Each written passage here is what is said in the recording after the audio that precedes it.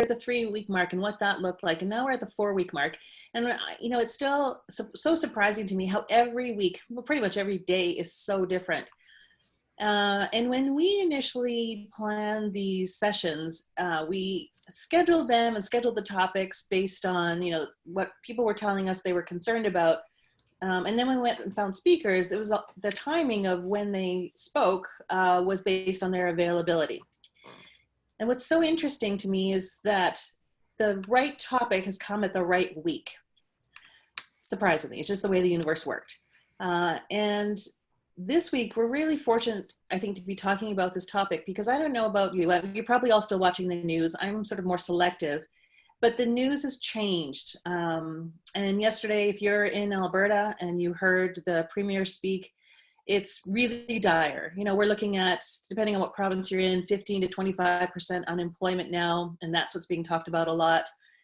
The stats are starting to come out about what the range is going to look like for people who are going to be sick. And then I don't know what the BC number is yet, but in Alberta, it's up to upwards of 800,000. That's almost a third of the population. So this is now starting to feel sort of longer term, more dire, sort of just this set in stress, I think, is what people are going to be experiencing. And we're also interconnected, that we're all going to be impacted either by someone who's sick or someone who's lost their job. It's going to touch all of us. So I think when it comes to our people and what they're going through, we talked before about the stress that they're going through of working from home and having their kids there. Now this is just a whole other level, and it's going to be setting in, and maybe you're experiencing that too. I'm always known as the optimist, but there are days I have to give myself a really good hard talking to kind of pick up my bootstraps and just keep on going. And so it impacts all of us. And so we're very fortunate to have Aaron joining us today. He's a psychologist, does a lot of work in helping people with career development and some of the issues that they're facing. I imagine he's going to be very, very busy over the next coming while. He also, as a registered psychologist, does work, around anxiety and sleep disorders and the range of things that we all go through. He's also an emergenetics certified practitioner, and doing 360s and helping companies with their teams as well, using those kinds of tools. So Aaron, I really appreciate you being here. I don't think the timing could have been better. And if I can just turn it over to you for 15 minutes, and then we will break out into small groups. And we provided the questions to you ahead of time. The one thing I do want to say before I forget is that in the questions, you'll see that I want you to talk about what's going on for you. It's easy for us to sort of think about other people and sort of project what's going on there. But this is your opportunity to talk to people, because certainly we can't talk to our staff about how we're feeling, and we certainly don't, our bosses don't want to hear it from us right now. So you'll have each other today, and so also focus on what's going on for you and some of the things that you've discovered or have learned about this situation. So Aaron, I'll turn it over to you, and thank you so much for being here with us this morning. Awesome. Thank you so much, Rochelle. And as Rochelle already introduced me, I'm a registered psychologist with Synthesis Psychology as well as Calgary Career Counselling. So I'm looking forward to chatting with you all today about basically mental health and how to best support yourselves and your teams and your organizations as we kind of all go through this together. So I'm going to talk about a few different things today. One of those things being just the impact that change has on us and how we manage stress through this time. I'll talk a bit about trust and a bit about active listening, as well as some kind of mental health awareness and some mile markers to pay attention to in yourself as well as your team, so that you're better prepared to help manage and support people through this kind of really challenging time right now. So jumping into it, in terms of change.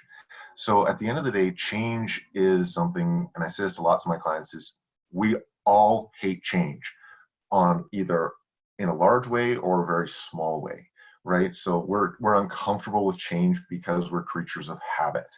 And so it's really, really important to recognize that this is a big change for people.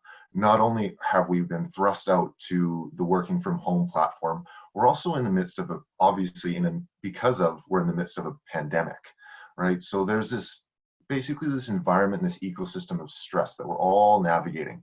And it impacts our work, it impacts our life, and it impacts us directly on a very personal level. So at the end of the day, it's really, really important to recognize that some people are comfortable with change and easily adapt to shifting situations. Those are the people who've been able to go and work from home and just roll with the punches and move through it in relatively a positive way. On the other side of the continuum, people are really uncomfortable with change and struggle to adapt to shifting situations. So those are the people who are potentially not wanting to work from home, kind of refusing to go home and work from home, or they're just really struggling to integrate with this change of scenery, this change of situation. At the end of the day, most people fall in between those two extremes. But it's really, really, really important to recognize that it's a range of experiences, and it's really important to know and try and understand where people sit on that continuum so that you can support them best in this situation. So a question really to ask yourself and ask your organization is, how comfortable are you with, and how comfortable is your organization with change? Because really at the end of the day, this is a trickle down effect. So what that means is that how your organization manages change, that's how people are going to have to play to and try and match their change preference with. So sometimes that can line up really well, and other times it can be a bit of kind of like putting Okay, sir. so I will keep going here. So at the end of the day, a thing to recognize is that change can be experienced as eustress, which is a positive, motivating type of stress. And on the other side, change can be experienced as distress, right? So oftentimes we recognize stress as just a holistic entity and explanation. And on the other side, it's dividing it into two, which is really, really important, because some people are going to thrive in this situation and see it as an opportunity, and other people are going to feel like it's more of an obstacle and it's going to be a struggle. So it's understanding that people are going to experience a range of responses to this change. So when we talk a bit about the other component of trust, this is where managing mental health in the workplace and in life in general is really, really imperative, right? Without trust, communication about something as vulnerable as mental health and mental wellness is going to be really limited. So it's really, really important to focus on developing trust within your teams and within your community. So one of the important things to recognize is that to build trust, we got to put people first. And in reviewing the previous discussions, this has come up time and time again, so I'm going to hit this home further, right? So right now, it's really, really important. People are feeling isolated, so put them first. Put personal things first, right? Recognize that some people are trying to manage their kids at home. They're trying to manage the worries and the stresses that job instability brings, right? And just the fact of trying to manage their health in this situation. So it's really, really important to encourage personal connection. So even though it's more difficult because we're all working, majority of us are working remotely, it's really important to encourage personal connection where that can happen. So in meetings, ask how are you doing? Not how's the project, how are the deliverables? It's really a focus on the people, right? And recognition and appreciation is also really, really important, right? Because again, isolation is a big part. And so people thrive on positive feedback. And because we're separated from our traditional teams and our settings, it's really even more important now to give praise where praise is due. So it's also really important to communicate effectively and openly, be transparent, be honest, right? And share information about the ever-changing statuses of your team and your organization wherever you can. And if you can't be totally open and transparent, say that too. Say you're limited in the information you can share, but really just be open, because that is where trust is built.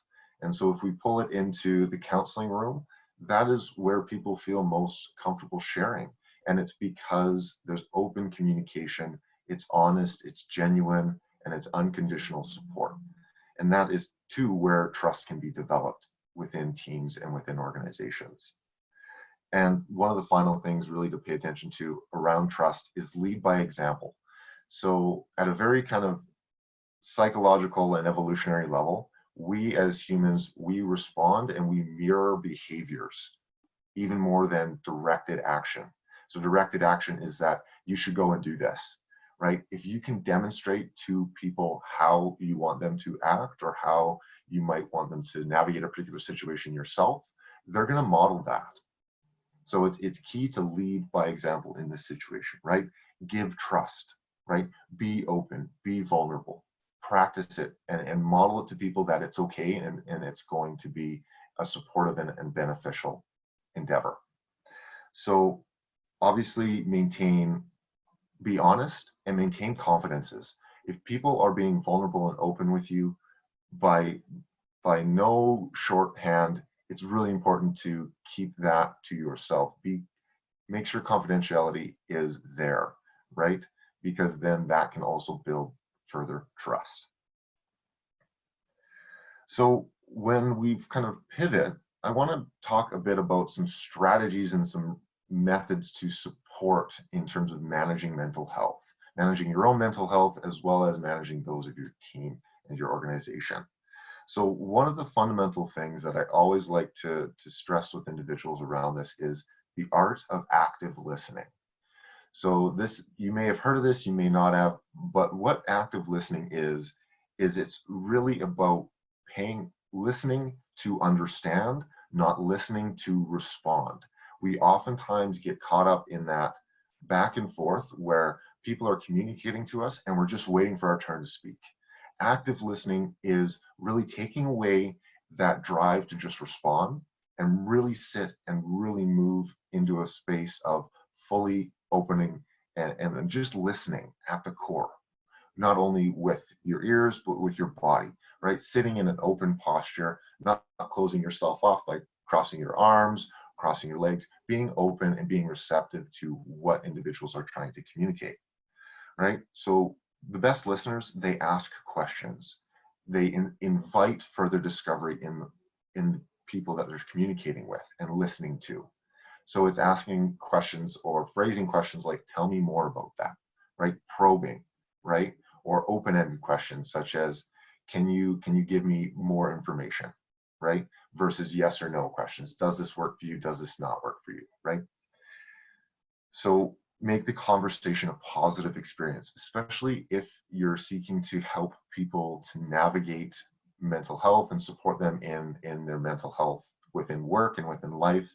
It's really important to try your best to have it be a positive experience. So set some small goals around how they can best support themselves and be better and move forward, right? So create a safe environment, right? So that safety is really founded in keeping confidences, confidentiality, being open and being caring. And really at the core, listening to understand. So good listening is a cooperative conversation. So it's a reciprocal exchange. So if you are inviting people to be open and genuine and honest with you, it's also important that you be open, genuine, and honest with them. So in the last couple minutes here, I wanna talk a bit about the mental health awareness aspect and recognizing kind of mental health and mental wellness in the workplace and what that might look like in this time of isolation and COVID-19. So I want to start with kind of a brief description of anxiety, right? The evolutionary purpose of anxiety is to keep us, and I say this lots to my clients, is to keep us from being eaten by bears. And we brought that forward into our current society, right? With deadlines and commute times and all of those things. So what we have to recognize is that anxiety system is not totally developed and designed to manage the situation that we're in today, right? So it's understanding that you're gonna witness people potentially responding in a fight or flight action when they're posed with significant stress, like we are these days. So that might look like where they are moving forward towards and trying to address the stressor and move through it, or you might see them pull away, avoid, right? That flee, where they are pulling back.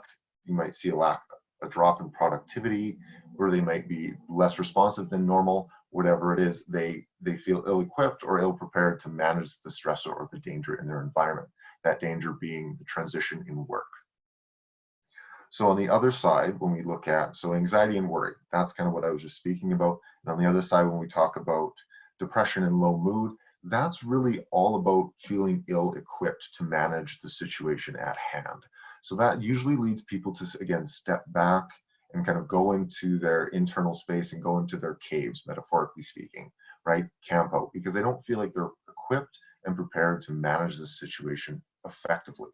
So what can be really, really beneficial when we look at managing anxiety and worry and depression and low mood in the workplace, in the situation, is provide opportunities to get small wins, set atomic goals, micro goals, right? That people can accomplish and start to build up their confidence. Because as everything is changing, it's really, really important to create some sense of stability as well as some semblance of success. And so through that, people will oftentimes be able to then manage some of their anxieties and some of their low mood and mood experiences and end up kind of in a better, more content space. And so again, one of the things to point out here is that, especially in the 4th week of all of this, we are at a point where isolation is really, really starting to impact people. And oftentimes it can be on one side or the other and somewhere in between as well. So on the one side, the isolation is people are seeing it as an opportunity to grow and develop and be more successful and come out the other side, almost like pulling back a slingshot and releasing themselves. Others, however, are experiencing this situation as an obstacle, as something, it's almost like they're in jail, they're trapped. So this can really be detrimental to their mental health.